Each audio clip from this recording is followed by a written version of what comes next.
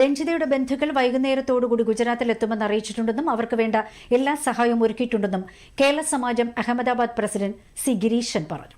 ഈ സംഭവം നടന്ന സ്ഥലത്തുനിന്ന് ഇന്നലെ രാത്രി ഒരു 10 മണിയോട് കൂടിയിട്ട് എല്ലാ ബോഡികളും അഹമ്മദാബാദ് സിവിൽ ഹോസ്പിറ്റലിലേക്ക് കൊണ്ടുപോയിട്ടുണ്ട്. അതുപോലെ തന്നെ ഈ ഹോസ്റ്റലിലുണ്ടായിരുന്ന സ്റ്റുഡൻസും അതുപോലെ തന്നെ ജൂനിയർ ഡോക്ടർമാരും അവരുടെ ഫാമിലികൾക്കും കുറെ ആൾക്കാർക്കെല്ലാം അപകടം സംഭവിച്ചിട്ടുണ്ട്. പക്ഷെ എല്ലാവരെയും തന്നെ ഇന്നലെ രാത്രി തന്നെ അഹമ്മദാബാദ് സിവിൽ ഹോസ്പിറ്റലിൽ കൊണ്ടുപോയിട്ടുണ്ട്. ബാക്കിയുള്ള ബോഡികളെല്ലാം പോസ്റ്റ്മോർട്ടം റൂമിൽ അവർ സൂക്ഷിച്ചിട്ടുണ്ട്, എല്ലാവരുടെയും ബോഡികള്. അപ്പൊ ഇന്നലെ ഈ സംഭവം അറിഞ്ഞ ഉടൻ തന്നെ ഇവിടെ വന്നു കഴിഞ്ഞിട്ട് ഞങ്ങൾ നമ്മുടെ ഒരു മലയാളി രഞ്ജിത നായർ, ഈ പേര് ഫ്ലൈറ്റിൽ ഉണ്ടായിരുന്ന ആൾക്കാരുടെ എല്ലാം കംപ്ലീറ്റ് ലിസ്റ്റ് ഞങ്ങൾക്ക് കിട്ടിയിട്ടുണ്ടായിരുന്നു. ആ ലിസ്റ്റ് കണ്ട ഉടൻ തന്നെ മനസ്സിലായി ഇത് മലയാളിയാണെന്നുള്ളത്.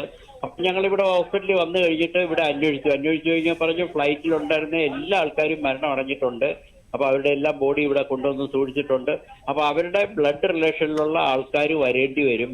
അവർ വന്ന് DNA ടെസ്റ്റ് ചെയ്തതിന് ശേഷം മാത്രമേ ബോഡി കൊടുക്കത്തുള്ളൂ എന്ന് പറഞ്ഞു. അപ്പൊ രഞ്ജിതയുടെ ബ്രദർ രതീഷ് ഇന്ന് അഹമ്മദാബാദിലേക്ക് വരുന്നുണ്ട്. ഞാൻ രാവിലെയും അവരുമായിട്ട് സംസാരിച്ചു.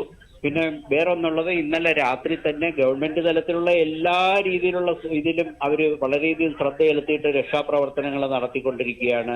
പ്രൈം മിനിസ്റ്റർ നരേന്ദ്രമോദി ഇവിടെ വന്നു ഈ സംഭവം നടന്ന സ്ഥലവും അതുപോലെ ഹോസ്പിറ്റലുകളും വിസിറ്റ് ചെയ്തിട്ടാണ് പോയിരിക്കുന്നത്. അപ്പൊ എല്ലാ കാര്യങ്ങളും അവർക്ക് വേണ്ട രീതിയിലുള്ള നിർദ്ദേശങ്ങളെല്ലാം ഹോസ്പിറ്റലിലുള്ള ആൾക്കാരുടെ ട്രീറ്റ്മെന്റിന്റെ കാര്യത്തിലായാലും അതുപോലെ മരണമടഞ്ഞവരുടെ ബോഡി എത്രയും പെട്ടെന്ന് DNA ടെസ്റ്റ് കഴിഞ്ഞ് വിട്ടുകൊടുക്കുന്ന കാര്യത്തിലും എല്ലാം വളരെയധികം ഫാസ്റ്റ് ആയിട്ടുള്ള കാര്യങ്ങൾ എല്ലാം ഇവിടെ നടന്നുകൊണ്ടിരിക്കുകയാണ്.